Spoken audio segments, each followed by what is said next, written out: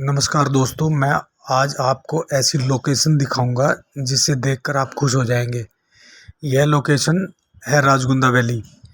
यह बरोट और बीर बिलिंग के बीच में है। दोनों रास्तों से जाया जा सकता है। इसमें बरोट के रास्ते भी जाया जा सकता है और बीर बिलिंग के रास्ते भी यहाँ पहुँचा जा सकता है।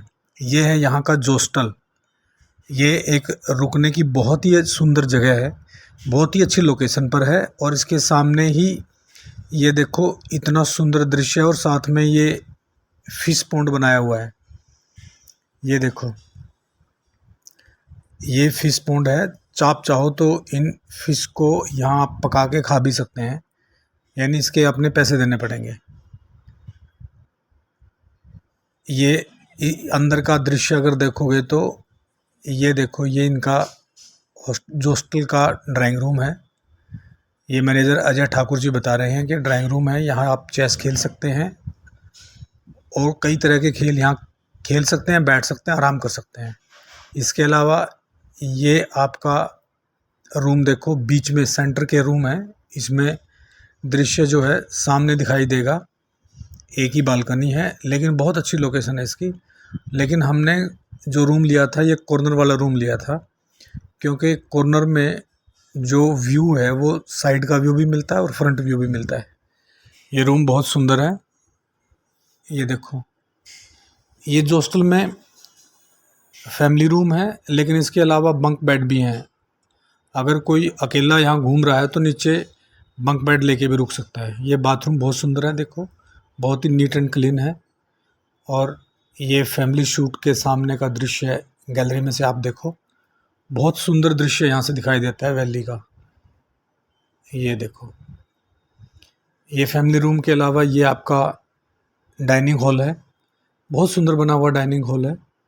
डाइनिंग हॉल से बाहर अगर हम चलें तो ये यहाँ के खेत हैं।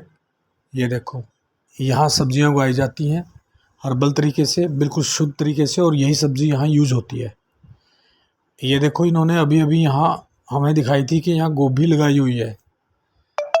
ये देखो, ये गोभी की खेती की हुई है और जो गोभी का फसल यहाँ पे होगी ये फसल यही यूज होगी।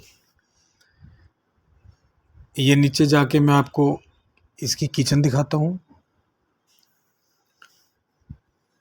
ये इसमें किचन है, नीचे ऊपर आपका डाइनिंग हॉल है।